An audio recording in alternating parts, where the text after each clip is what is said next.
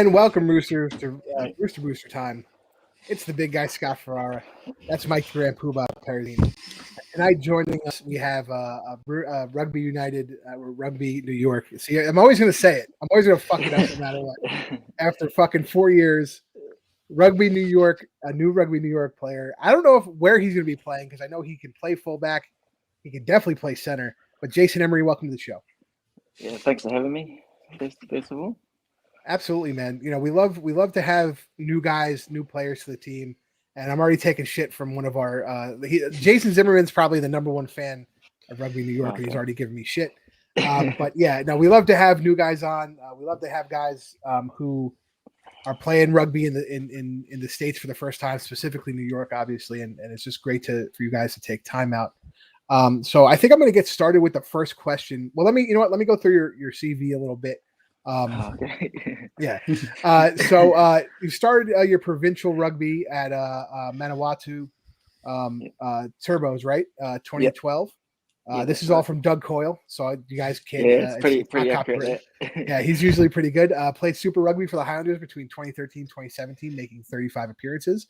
Then for the Sunwolves between 18 and 19 with 22 appearances. You also played for Maori All Blacks, specifically playing against Japan and Kobe.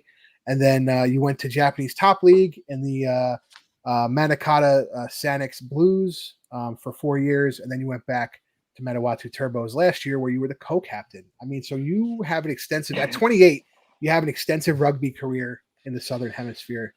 And I think it fits with what Rugby New York is trying to do as far as their backline play. This is something me and Mike talk about often. They have a mix where they want their pack to play what I would call Northern Hemisphere rugby. Hard, strong, scrummaging, push them all over the line. But their back line, they want that free-flowing Southern Hemisphere style of play, and you fit right in with that. So how did you come about to come here? So I knew Marty Veal, so he's obviously our head coach. He coached the Sunwolves when I was there, so he actually wanted me to come last year, near the end of the year, but just because of the whole visa, how long it would take to get a visa, we couldn't quite get over the line, so he messaged me again early last year, and it kind of came at a good time because we just went into lockdown in New Zealand. So, and I've got three kids, so you could imagine what that's like in lockdown. So it was good timing, and I never would have thought I would be playing rugby in America, to be honest with you. We're loving our time here at the moment, and just about what you said about how I guess Rugby New York played the last couple of years. We just kind of want to play like an attacking kind of brand, which one of our focuses is to obviously have more season members, and I think the way you play that's going to help, and obviously winning as well. So just want to play attacking brand rugby that's fun to watch and brings people to games, I guess, and members. Yeah, they had that style last year, and I think with the acquisitions they have this year, and bringing sevens players, who have fit that style in the back line, and I think even with the forwards, we have attacking forwards, guys like Chance Wingluski. Chance loves to pick the ball. Obviously, Butcher will kick the ball. He'll run with the ball. He'll do Butcher's everywhere. He's a nut. But it's funny. Jason is one of those guys you got to follow on Instagram. Follow him on social media. When he was coming over here and boarding his flight, it was right before a snowstorm. And I had messaged him, and I'm just like, make sure you're wearing boots and not flip flops and shit. You guys got summer down there right now. I rocked up in like shorts and a t-shirt, and then I saw the snow outside. I was like, I've just got a hoodie, so I rocked out. That's great. That's great. So, you got a question, Mike? Yeah, I was gonna say. So we talked about how especially with the backs, there's definitely like a Southern Hemisphere kind of style of play, and a feel to it. But there's also Rooney or Rugby New York is trying to get small Rooney. They're trying to get that steelworker mentality. How do the two kind of meld? Do they meld? Is it are you guys creating your own kind of new culture? How's that all working out?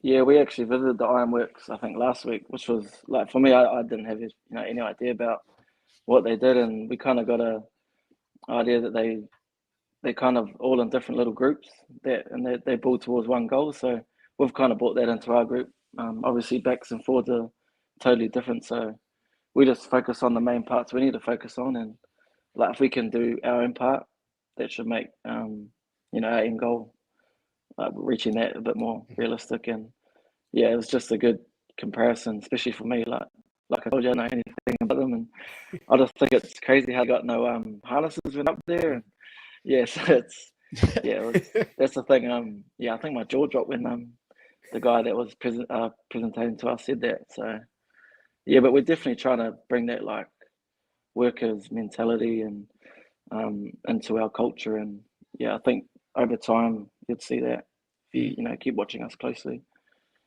Absolutely. This is one question I don't get to ask many new faces that are coming to New York. Yeah. You have this relationship with Coach Veal.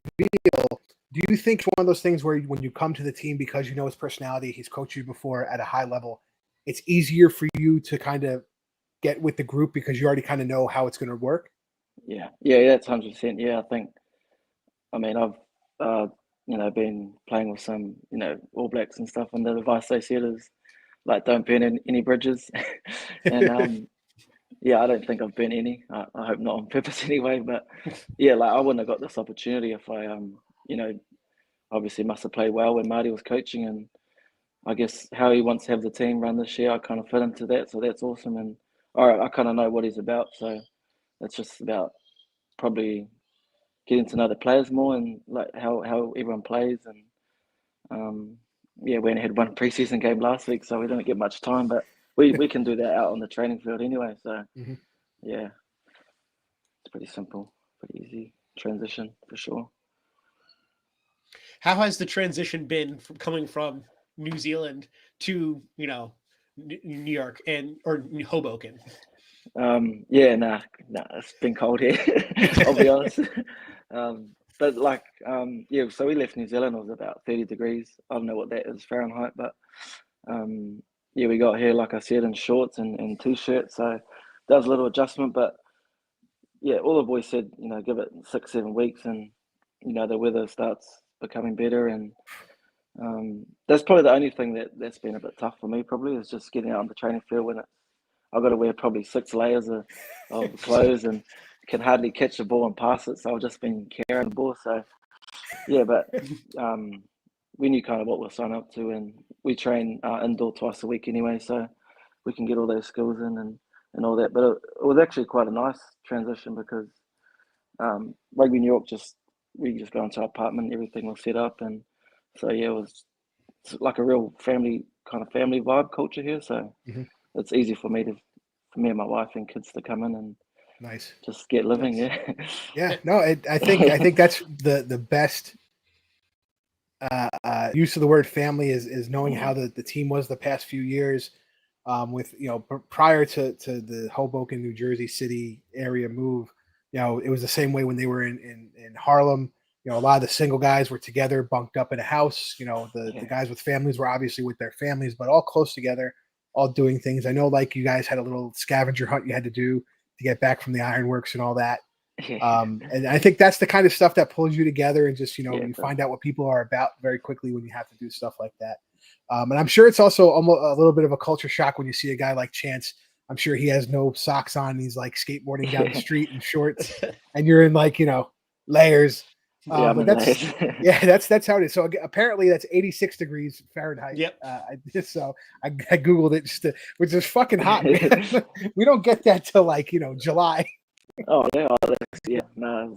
So yeah, it's the coldest January in 7 years, according to our buddy Jason. But yeah, so I think it's great though. Going right in and that you're going right in to play the rugby, and it's, again, it's not just about the rugby; it's about the concept around how they want to build the team and foster this thing. So speaking of how they're fostering like almost a vibe, I know our buddy Quinn is the man on the boombox at practice. Yeah.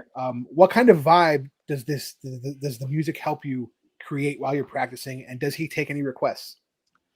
We haven't had the chance to get the old boombox out on the outside on the grass, but yeah, it was good today. It was quite a tough day for the boys, and we had gym in the afternoon, so he I I think someone else was on the speaker, and he kind of just boot them off and turned his one on, and yeah, it definitely helped. I think certain days when you're feeling a bit, low in energy, and he gets the vibes up, and yeah, I knew a few of the songs, so that was good. Well, you're believe it or not, you're one of the, I would call him one of the older guys in the crowd compared to some of the younger guys that are on the team, like Quinn. So there is a generational gap when you have a couple of years, even something as small as 5 years. The music can change. But that's another thing I think you get when you watch like the NFL behind like the Hard Knocks and stuff. But they do these tempo drills where they're playing the music to keep the tempo, and I think that's something that could that easily translates into your guys' practice session. And again, pushing the pace at this tempo, everybody has the same. You may not be really listening to the music, but you also have the same thing in your head as you're doing this one movement. So I think it really creates a synergy. Yeah, it does. Now here's a hard one, real hard question for you. It's a two-parter. Okay. High socks or low socks, and then plain boots or flashy boots. What do you prefer? Oh, I'm definitely a low socks. I'm kind of like a few of the other foreigners. I like to cut my socks and wear like grip socks at the bottom. So and I'm more like I kind of like looking at our uniform and picking out what color would suit. So at the moment, I'm rocking the white boots. I just think it looks quite nice with the dark blue. So I'll see how that looks on TV. Get a few things off my wife, see if it looks alright. So yeah, I don't know if white's flashy, but it just definitely has to look. The boots have to look good. Definitely, I think if you guys wear the alternate black kit with the neighborhoods and the white boots, I think a little bit. Yeah, they look good. That's a question. Mike loves the boots and the socks question. Yeah, it's funny because you get it's different always so answers, telling. Yeah, every a lot of forwards like the higher socks. They don't like like they black like the boots plain or something. like black. Yeah, plain boots, black. Nothing yeah. too flashy because they know that they're not fast. Especially the props. Like I can't get away with pink cleats or like neon green cleats. So it's it's all you can figure out someoe's personality. Yeah, Rugby. It's usually the loose forwards that try and wear like the yellow and orange, like the cut of prize in the world. So yeah, it makes them look a little bit faster than they actually are. Yeah. Give them that extra edge. That's hysterical. Don't tell them that. call it out on loose forward. That's great. Well, my next question also has to do with kind of style and things like that. So Rooney has 4 kits. They're home, they're away, and the 2 alternates. The black one we just talked about, and then the style they call the Nomad kit from one of the old New York clubs in the 20s with the collar and all that. If you had to pick one that you were going to buy out of those 4, which one would it be? It might be like the old school one. Like it's just got that. Yeah. Like I haven't really worn a jersey with a collar and like hoops and that. So I'll probably go the old school. Yeah, that's another one. It's funny. You could tell a rugby fan by the jersey. No, because seriously, because a lot of the Premiership teams they're finally starting to get rid of like the collars and the hoops a little bit. And Saracens are definitely away from the collars and they don't really do hoops. But like the Southern teams have gone away from the collars in a long you haven't seen them in professionally in a long time. And you can kind of pick fans out, almost like we're talking about the different personalities with socks and boots about who likes collars and who doesn't, and this and the other thing. But yeah, I like the old school. I like the hoops, the dark blue, the light blue, the collar, as a traditional, throwback's good. There's something about the regular kits though, with just that little facade of Lady Liberty just in the bottom. That's it's simple. Cool. It's not too much stuff, and it's pretty cool. I don't know. We gotta see. I'm allowed to buy one kit this year. I haven't decided which one. I got the neighborhood one from last year, so I'm like, do I really need another neighborhood one? But the black is cool. I don't know. Yeah, maybe cool. I can sneak 2. Maybe I can sneak 2 if my wife doesn't look at the credit card bill. Good luck with that. So then, now to the other question regarding jerseys is, if you had to pick an MLR, one of the other team's jerseys that you had to purchase for yourself, which is the other, of the other MLR teams, what is your favorite jersey? I like the I think it was last year's maybe, or the like LA's, like the white or the white. Yeah, because back in school, my high school in New Zealand, we were all white strips. So that might be the one I'd pick out of all of them. I like those. So I personally don't like white jerseys. There's clearly a nostalgia for them, but I have my reason for not liking white jerseys is my rugby team now growing up, or right now, had white jerseys originally, and they are impossible to clean. Yeah, but you're not a professional team. Like, yeah, that's part of it. Yeah, just buy more. Like, it's always going to look at the start of the match. It's always going to look pristine. The whites, because they're a professional team. It's not our fault you can't bleach your own friggin' kit, Mike. Jesus. That's true. Oh man. So here's another one. Now we're pitting people against each other in this question. This is you might have a problem with the second row, depending on who you answer. Who has the best head of hair? Max Dacey or Charlie Hewitt? Ooh. I actually like Charlie's hair. I don't hair like Max, but yeah, I'll probably say Charlie. I like it's like a little mullet kind of setup going on, and especially when it's nice and short, it looks what's the word I'm looking for? It doesn't look normal. That's what I'm trying to say. Well, Max has had his hair long. I was looking at his Instagram since he was little, and he has this glorious mane. Blonde hair, but Charlie, there is this look to Charlie. Maybe it's because he's so tall, so you're kind of like. Have you ever actually had to look up at somebody with a mullet? Because I've never had that. Usually they're always short. I'm looking up at everyone all the time. So, and then in the same vein, do you think that rugby is due for like this hair culture revolution? I don't know if but like in like North America specifically, there, like with hockey, there's like a very big like hair culture with guys with mullets and long hair and stuff like that.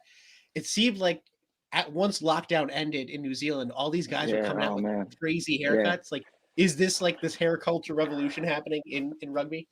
Yeah, I remember like growing up, like watching Dan Carter. He was like straightening his hair and stuff like that. So there's like a phase of that, and then they had like Sonny Bull just had the like real short hair and lined up, fresh. And yeah, I think it does go through trends, and at the moment it seems like the mullet's kind of coming back into, because you got Richie Mo'unga and a few of the boys and All Blacks rolling the mullet. So absolutely. Yeah, I won't be doing that. So, you know what? Nobody's come up with the Lamu with just the little square or triangle piece. Nobody does that anymore. It's just a triangle on the forehead. Remember, Jonah Lamu used to have just the triangle coming out on the forehead. Yeah, you got to have a certain personality, I think, to be able to rock those kind of haircuts. Seriously, you got to be able to fuck people up on the field. Yeah, a target on your back. Yeah, you can't have a hair like that and go out and, I don't know, miss 40 tackles or something. Oh my! I've missed 40 tackles. So oh God! But yeah, no, I think yeah, there is a hair culture revolution, as Mike called it, coming to this sport. And again, translating over, Charlie, born in the UK, been here for a while, but obviously that mullet style from the Southern Hemisphere caught his eye, and he's like, I can do it that way. Ben Bonasso too. Last year, was starting to do the same thing, and Dan Hollinshead. It was those three guys. Chris Mattina. The same way, like a little bit shorter, tighter against the thing, and you see that more in the Southern Hemisphere, and it's kind of moving. It's actually our head coach is actually rocking the mullet too. Oh, Marty's doing it too. Oh, Jesus Christ! I think the boys want to get picked so they have the same haircut as them. So what's going on there? That's how you get into 23. Yeah, that's probably how you get into 23. Shoot, I got to do that. Maybe he'll give me a contract. And then finally, just the last question before we talk about the MLR itself. I think one of the biggest traditions for any rugby fan, right, is going on the away trip. Right? So where are you excited to play away this season? Like, what is there a specific stadium? Is it LA? We're in LA this year. Is it Austin? Is it Dallas? Is it New England? Yes. Yeah, because I'm quite a big, like basketball fan. I know. So by the way, I'll say this now. Jason blew us off last week because LA was playing Brooklyn and he had to go see LeBron. Oh man, it was the best experience. I couldn't even sleep the night. I was up till like 3. I was like, damn, I just saw the king. Yeah, that's crazy. I'm sorry, I had to bust his chops about it a little bit. Yeah. It would have been cool if KD was playing too, and Kyrie, it would have been awesome. But yeah, I don't know. I haven't really had a decent thing, but I think LA will be good because it's a Coliseum, right? Is that where they play? Mm-hmm. Yeah. So, and obviously they won it last year, so I think that'll be like both awesome experience and then playing against a good team too. So, Yeah, for now, I'll probably have to say in LA. I think that's one of the matches that scares me the most. The reason being is we were the first team to beat them after their 7-game win streak. So I'm going to assume the guys who are, still on that roster from last year will have a grudge against us for knocking their perfect season out. So, that's just me. Mike knows I get a little nervous. I'm very superstitious. I think about those types of things. I've just been thinking about since last season. And honestly, when we beat them, it was the crowd and the energy in Jersey City pushing New York on. One of the greatest victories I've ever seen. But anyway, I digress. So let's talk about the start of the MLR season. So obviously you're on a bye week, Jay. Does it kind of is it going to be hard for you? I'm sure you guys are going to watch a little bit of the other teams, but is it kind of hard for you to say I'm not playing this weekend when everybody else is? I think, for me personally, I've only been here for maybe 2 or 3 weeks, so I think an extra week is kind of good just to get those combinations going and learn the game. But I think as a team, it gives us an extra week to kind of refresh. We got a few niggle injuries last week, so kind of gives us an extra week, and we get to watch opposition play and kind of sit back for the first week, and then we're into it until I think after LA. I think our next bye is if I'm right. Yeah, exactly. Yep. Yeah, you guys trip out to LA, and then you have a bye week until I think the next home game is Atlanta, or maybe the third New England game. I can't remember off the top of my head. Yeah. But we got some great matchups going this first week. Mike, what matchup are you most looking forward to? I have two good matchups that I'm really excited for. NOLA and the Free Jacks is my Saturday game. That's my Saturday game to watch. I think both teams are going to be incredibly competitive in the East. It's another Eastern Conference rivalry. And then my Sunday game to watch is Seattle and Toronto. I think Toronto's got a lot to prove. They had a crummy season last season, partly being due to being stuck in, Atlanta for the entire year. And then Seattle as well had, an underperforming season. So I think, both teams are going to come out and, really show that they've made some off-season acquisitions and they're ready to play some rugby. So those are my two games I'm really looking forward to watching. Yeah, no, I agree. I think New Orleans Free Jacks is going to be great. I do want to see Toronto play now that their players aren't, X amount of, miles from home. They're playing in Toronto. They're practicing in Toronto. Their families are there. We know that was a big issue last year. Even though Atlanta was gracious enough to let them play and use their whole compound and stuff, which is always in the spirit of rugby. And it was great to see. But it obviously affected them, right, throughout the season. And it's funny. They were the worst team in the Eastern Conference. Their point differential combined was just a -1 on the season. I found that to be interesting. But I think one of the most anticipated matches is Austin versus Dallas, which is the first leg of the Texas Cup. So and then you also have San Diego, Utah. There's not a bad matchup here. Atlanta, DC, and then also Houston versus Giltinis. That San Diego, Utah match is always a grudge match. And the way Utah plays, sometimes they're up, sometimes they're down. San Diego obviously had so many injuries last year; they were depleted. So now coming into the having a full preseason, everybody back except for Dylan Audsley, who unfortunately is taking this season off after his second catastrophic knee injury last year. Poor guy wrecked his left knee 2 years ago, wrecked his right knee last year. Right. But smartly, in my opinion, taking a year off to just really fucking relax, get right, and come back strong next season. It's going to be hard because Dylan Audsley, fucking had some great plays. But yeah, so I don't see a bad matchup on this schedule.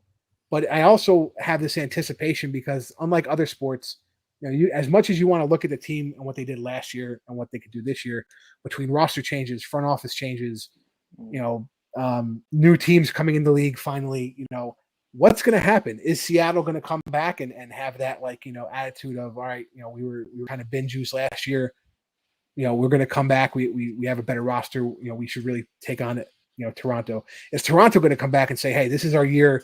People have to come visit us. They have to cross the border. Can we do it? And then, again, you have the whole Atlanta saga with, what's going on in Atlanta and a player being, cut from the team recently from an arrest, the head coach leaving, abruptly, new ownership, after the death of the previous owner, so what are they going to do? How are they going to react? So there's a lot of like questions and up in the air stuff that like. Oh, it's exciting there.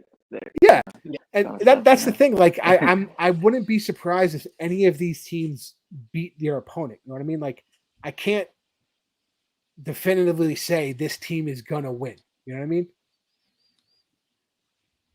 Yeah, I mean, I know Nola's going to beat the Free Jacks because we just hate the Free Jacks. But I'm just, I want to see. I think LA made some nice additions, so I think they're going to come out strong. The real question is, I said this last night when I was out the rugby rant. Is like every team improves. Like it's not a question of teams not improving.